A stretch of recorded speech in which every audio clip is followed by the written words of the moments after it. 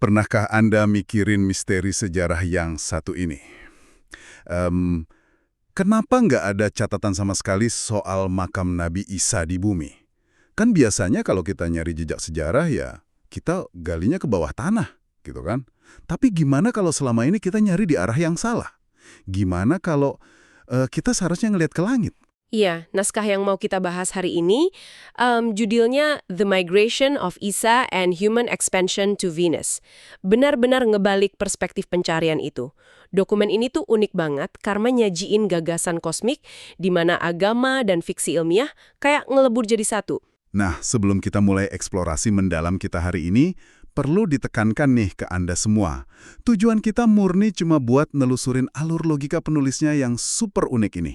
Kita nggak lagi memihak, mengesahkan, atau mengkritik pandangan agama manapun ya.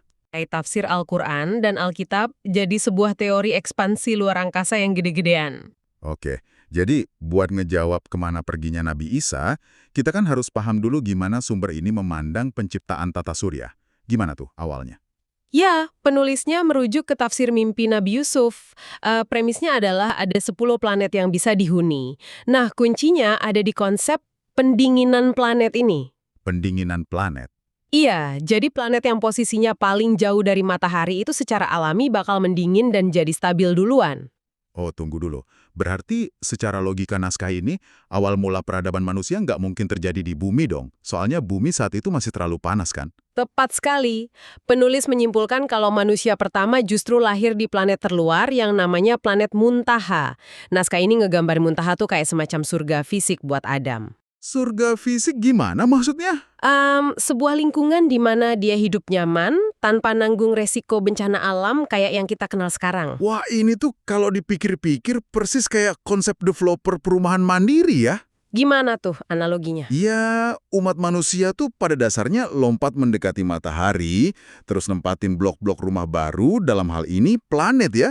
Begitu catnya kering dan suhunya udah bisa ditinggali, baru dia pindah. Makanya pas bumi udah cukup adem, Adam dipindahin ke sini. Masuk akal banget. Dan sama kayak proyek perumahan, begitu klaster di pinggiran udah penuh, ekspansinya kan harus terus gerak ke arah pusat. Nah, pola pergerakan ke dalam menuju matahari inilah yang ngejawab misteri hilangnya Nabi Isa. Berarti pengangkatan Isa di teks ini bukan sekedar peristiwa spiritual dong? Bukan. Menurut teks ini, proses pengangkatan itu murni perpindahan fisik. Wait, tunggu sebentar. Kalau naskah ini mengklaim beliau diangkat dengan tubuh fisik kasarnya, berarti beliau nggak bisa sekedar ngambang di ruang hampa kan? Beliau butuh gravitasi, oksigen, air. Ya, butuh sebuah planet sungguhan buat bisa bertahan hidup. Betul. Itu sangat logis. Penulis berargumen kalau planet luar kayak Mars atau Jupiter itu nggak bisa jadi tujuan. Kenapa nggak bisa? Karena planet-planet itu udah kepenuhan sama manusia jauh sebelum era Adam turun ke bumi. Jadi ngikutin pola ekspansi tadi, satu-satunya planet kosong yang siap dihuni dan posisinya lebih dekat ke matahari ya cuma Venus. Oh, wow, ke Venus. Iya, naskah ini ngerinci kalau Isa dipindahin ke Venus buat menetap, menikah, berketurunan, dan pada akhirnya jadi nenek moyang peradaban manusia Venus. Tapi sebentar nih, kenapa harus repot-repot terbang melintasi jarak 30 juta mil ke Venus? Kalau memang cuma butuh tempat fisik yang dekat buat ditinggali, kenapa nggak nyebrang ke bulan aja? Yang jelas-jelas kelihatan di depan mata kita. Nah, penulis secara eksplisit nolak bulan sebagai destinasi. Alasannya murni astronomis dasar. Bulan kan bukan planet, melainkan cuma satelit mati. Ah, jadi nggak ada ekosistemnya ya? Bener. Nggak ada ekosistem atau hukum alam yang bisa nopang kehidupan mandiri. Proses migrasi ini murni ekspansi antar planet, bukan cuma asal nyari daratan terdekat. Oke, bulan dicoret dari daftar. Jadi kita punya manusia di bumi, lalu keturunan Isa bangun peradaban di Venus. Apakah tata surya kita berhenti di situ aja? Ternyata nggak. Ekspansi ini masih berlanjut ke planet terakhir di tata surya kita, yaitu Merkurius. Merkurius? Emangnya bisa dihuni? Naskah ini memperkirakan kalau Merkurius mulai dihuni pada abad ke-5 sampai ke-10 Hijriah. Dan yang bikin kaget, penghuninya diklaim sebagai keturunan langsung dari Nabi Isa. Tunggu, keturunan yang dari Venus tadi? Iya, mereka disebut sebagai Bani Israel yang berbahasa Ibrani, dengan tingkat kecerdasan yang diklaim jauh ngelampauin penduduk Venus. Kok bisa penulisnya lompat ke kesimpulan itu? Kenapa mereka berbahasa Ibrani dan kenapa tiba-tiba jadi super cerdas? Kalau soal bahasa, logikanya bertumpu pada pelestarian garis keturunan. Sebagai keturunan langsung Isa dari Venus, mereka otomatis bawa bahasa leluhur mereka, yaitu Ibrani. Oh, make sense sih.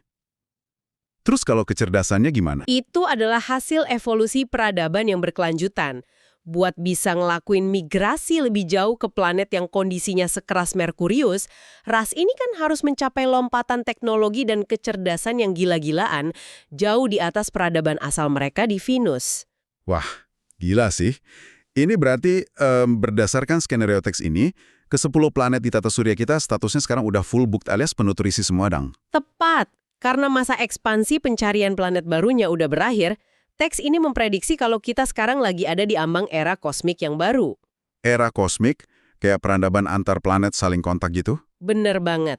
Karena udah nggak ada lagi planet kosong yang bisa dituju, peradaban-peradaban antar planet ini bakal mulai saling ngunjungin pakai teknologi penerbangan tingkat tinggi.